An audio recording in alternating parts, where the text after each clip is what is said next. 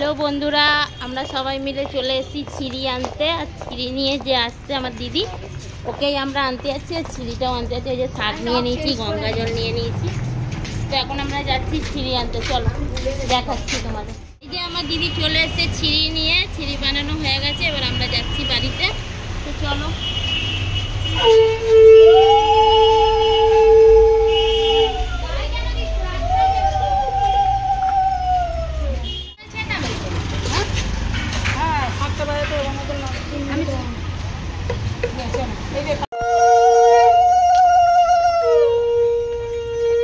এই যে আমাদের ছিঁড়ি আনা হয়ে গেছে, আর আমরা ওপর ঘরে উঠছি, যেহেতু ওপর ঘরেই ঠাকুরটা রয়েছে। আর এদিকে দিদি ছিঁড়িটা নিয়ে এসে, তোমরা তো দেখলেই, ও বানিয়ে নিয়ে এসে ওর বাড়িতে। তারপরে ও রাখলো ওখানে। তারপরে ওদের নিয়ম আমি তো জানি না, দিদি বললো এটা আমার হাতে তুলে দিবি। চাল আল মানে 5 রকম সবজি, 5 রকম ভাজা সব দিদির হাতে তুলে দিলাম। তারপরে এটা দেওয়ার কথা পূজা যেহেতু নেই, তাই আমি দিলাম।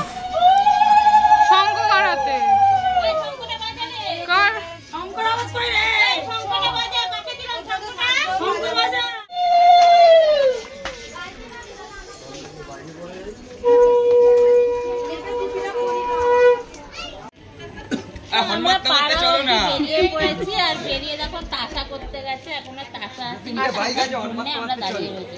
তাসা আসবে তখন আমরা গঙ্গা দিকে রওনা দেবো। দেখতে থাকো। কি মা,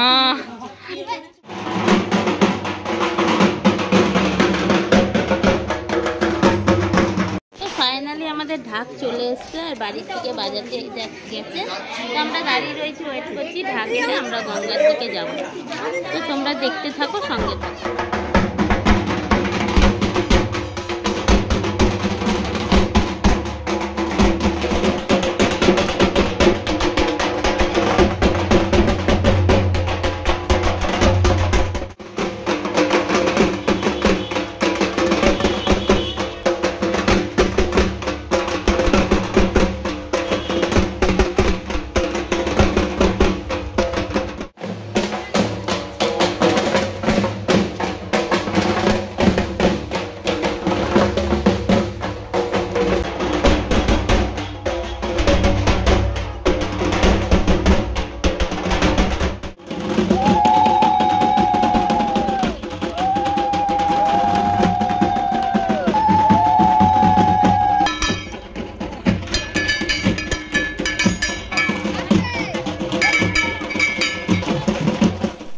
আমরা গঙ্গা দিয়ে চলে এসেছি। আর দেখো আমার বান্ধবী কিভাবে নাচছে, আর আমরাও পেছনে নাচছি। আর তার পেছনে আসছে ঢাক।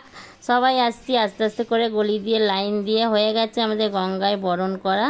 আর পূজা আসছে মাথায় ঘুমটা দিয়ে স্নান করে। তারপরে ও নেচে নেচে আমার দিদিকে ডাকছে, যেহেতু দিদি নাইটি পরে ভোগ রান্না করবে বলে নাইটি পরে। আর ও ডাকছে, ও তো আসছেই না। তারপরে আমরা আস্তে আস্তে ওপরের দিকে উঠে গেলাম।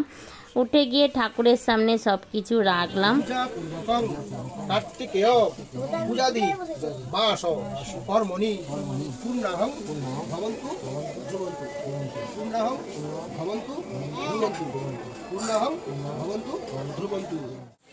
এই যে আমাদের এখানে ঠাকুরের ভোগটা বানানো হচ্ছে। আর পাড়ার মুখে হয়েছে সবাই, যাদের যাদের আমন্ত্রণ করা হয়েছে তাদের জন্য।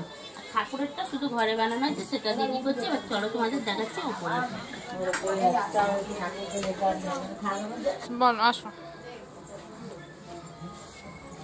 তো এই যে এদিকে ঠাকুর মশাই চলে এসছে, আর আমাদের ভোগ দেওয়া হয়ে গেছে। তো এতটা ঘরে ছোট যে তোমাদের পুরোটা আমি দেখাতে পারছি না। আচ্ছা দেখো,